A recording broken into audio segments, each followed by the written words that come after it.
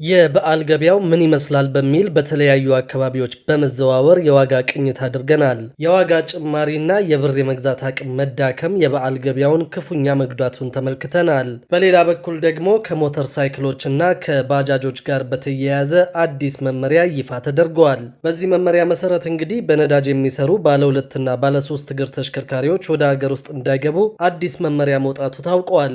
ሰላም ቤተሰቦቻችን፣ መረጃዎቹን የት ሀገርና የት ከተማ ሆናቸው እየተከታተላችሁ እንደምትገኙ በሐሳብ መስጫው ላይ ጻፉልን። የበዓል ገበያው በአካባቢያችሁ ምን ያህል እንደሆነ ማሳውቁን። አሁን ዝርዝር መረጃዎቹን አንድ በአንድ ወደ እናንተ እናደርሳለን።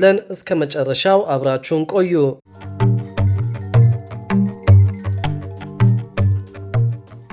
የበዓል ገበያው ምን ይመስላል በሚል በተለያዩ አካባቢዎች በመዘዋወር የዋጋ ቅኝት አድርገናል። በህብረተሰቡ ዘንድ ከፍተኛ ፍላጎት ያላቸው እንደ ዶሮና በሬ ያሉ የእንስሳት ምርቶች ዋጋ በከፍተኛ ሁኔታ መጨመሩ ከብር የመግዛት አቅም ማሽቆልቆል ጋር ተዳምሮ በበዓሉ ወጪ ላይ ከፍተኛ ጫና መፍጠሩን ነዋሪዎች ተናግረዋል። በተለይም ባለፈው ዓመት በዚህ ወቅት በአማካይ እስከ 1300 ብር ይሸጥ የነበረው ዶሮ በዚህ ዓመት ዋጋው በእጥፍ ጨምሮ እስከ 2500 ብር እየተሸጠ ይገኛል። ይህም እንግዲህ ማለት እስከ 92 በመቶ አካባቢ ጭማሪ ተደርጎበታል ማለት ነው። የዘርፉ ነጋዴዎች ለዚህ ከፍተኛ የዋጋ ጭማሪ ምክንያት የሆነው ለዶሮ እርባታ የሚውለው የመኖ ዋጋ በከፍተኛ ሁኔታ መጨመሩ እንደሆነ ይገልጻሉ።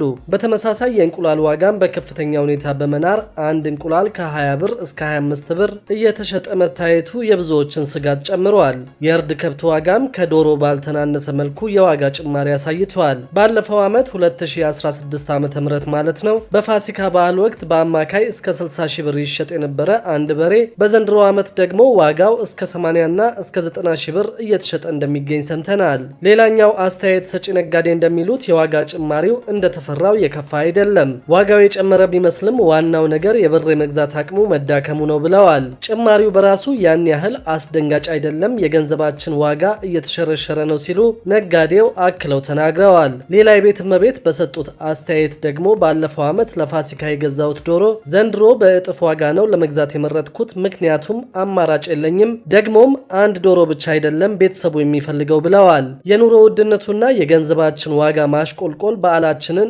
እንዲፈታኝ ያደርገዋል ብዬ በጭራሽ አስቤ አላውቅም ሲሉም በምሬት ተናግረዋል። በተለምዶ የመሿለኪያ አቃቂ ገበያ ተብሎ በሚታወቀው ቦታ ላይ ያገኘናቸው ሸማች በበኩላቸው የበሬው ዋጋ ደግሞ ከዚህ የባሰ ነው ብለዋል። ለቅርጫ መዋጮ በሚል ቀድመው የሰበሰቡት ገንዘብ 60 ሺህ ብር የነበረ ቢሆንም በገበያው ላይ ግን እስከ 80 ሺህ ብር እየተሸጠ በመሆኑና ከአቅማቸው በላይ በመሆኑ ወደ ቤታቸው መመለስ ምርጫቸው እንዳደረጉ እኚህ ነዋሪ ተናግረዋል። በሌላ በኩል ዓለም ባንክ ተብሎ በሚጠራው አካባቢ ያገኘነው የዶሮ ነጋዴ በበኩሉ ለዚህ የዋጋ ጭማሪ ምክንያቱን ሲያስረዱ የመኖ ዋጋ ከቅርብ ጊዜ ወዲህ በከፍተኛ ሁኔታ ጨምሯል። ይህ የዋጋ ጭማሪ ደግሞ በቀጥታ በዶሮ ዋጋ ላይ ተጽዕኖ ማሳደሩ አይቀርም። እኛ ነጋዴዎቹም ቢሆን በትርፋችን ላይ ከፍተኛ ቅናሽ እያደረግን ለመሸጥ እየሞከርን ነው ብለዋል። የእርድ እንስሳትን ሲሸጥ ያገኘነው ወጣት በበኩሉ የከብት ዋጋ መጨመሩ በእርግጥም አሳሳቢ ነው። በተለይ በበዓላት ወቅት ፍላጎት ስለሚጨምር ዋጋውን በተወሰነ መልኩ ይጨምራል። የብር የመግዛት አቅም እየቀነሰ በመምጣቱ የዘንድሮ ጭማሪ ከወትሮ እጅግ የላቀ ሆኗል ብለዋል።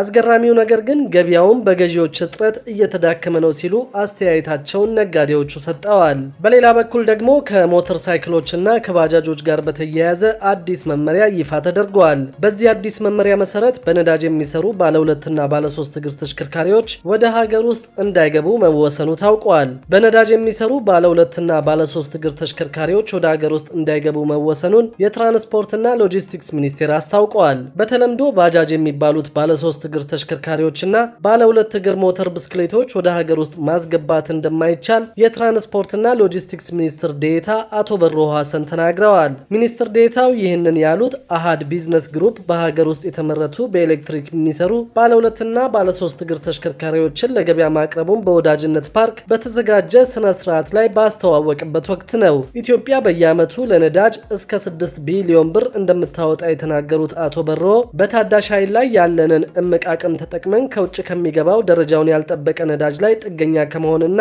አዙሪት ውስጥ ከመግባት ይልቅ በኤሌክትሪክ የሚሰሩ ተሽከርካሪዎችን እንደ አማራጭ መውሰድ ያስፈልጋል ብለዋል።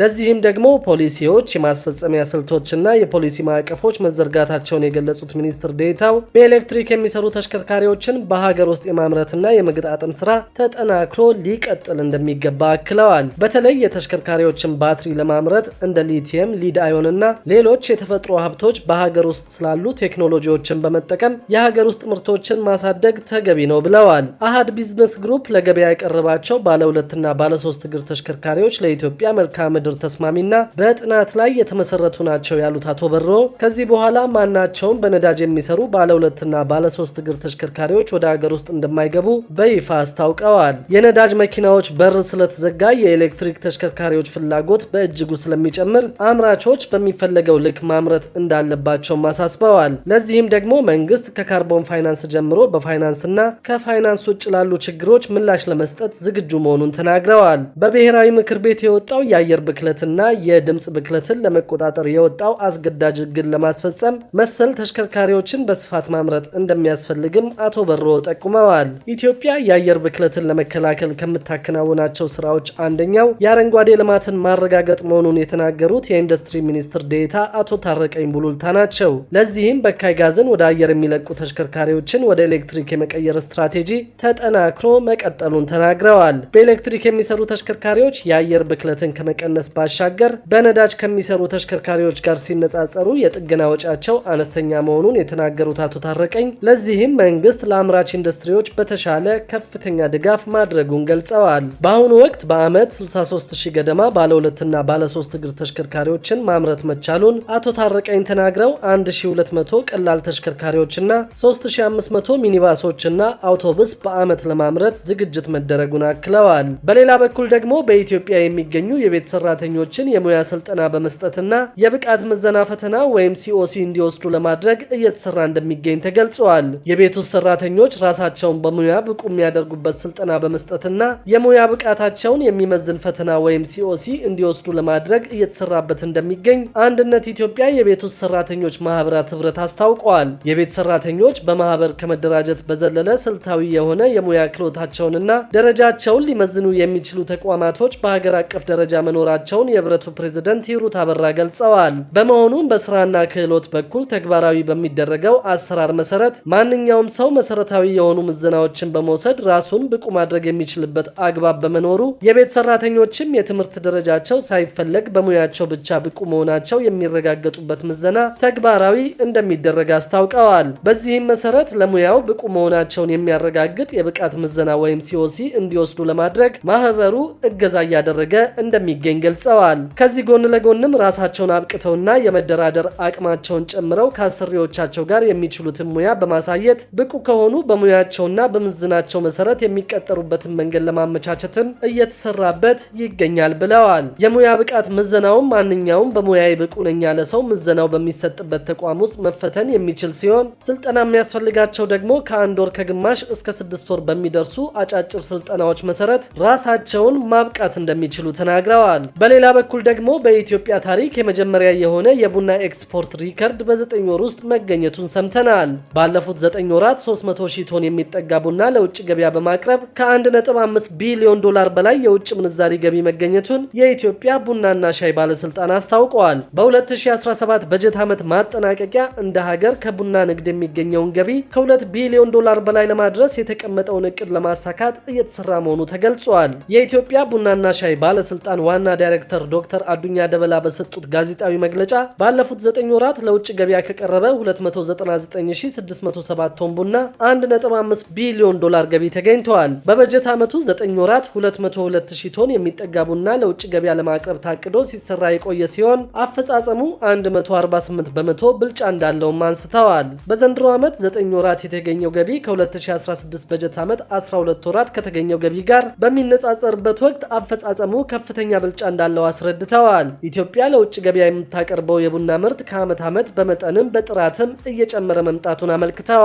በአጠቃላይ በዘንድሮ በጀት ዓመት 400,000 ቶን የቡና ምርት ወደ ተለያዩ ሀገራት በመላክ 2 ቢሊዮን ዶላር ለማግኘት እየተሰራ መሆኑንም ጠቅሰዋል። በዘርፉ የተገኘው ውጤት ተስፋ ሰጪ ነው ያሉት ዋና ዳይሬክተሩ ያለፉት 9 ወራት አፈጻጸም በመጠንም ሆነ በገቢ የተሻለ ነው ብለዋል። ክቡራትና ክቡራን የአዲስ ቢዝነስ የዩቲዩብ ቻናል ተከታታዮቻችን ይህንን ቻናል ሰብስክራይብ ሳታደርጉ የምትከታተሉን ከሆነ ቢዝነስና ተያያዥ ጉዳዮችን በተመለከተ አዳዲስ መረጃ ለማግኘት የዩቲዩብ ቻናሉን ሰብስክራይብ በማድረግ ቤተሰብ እንድትሆኑን በትህትና እንጠይቃለን።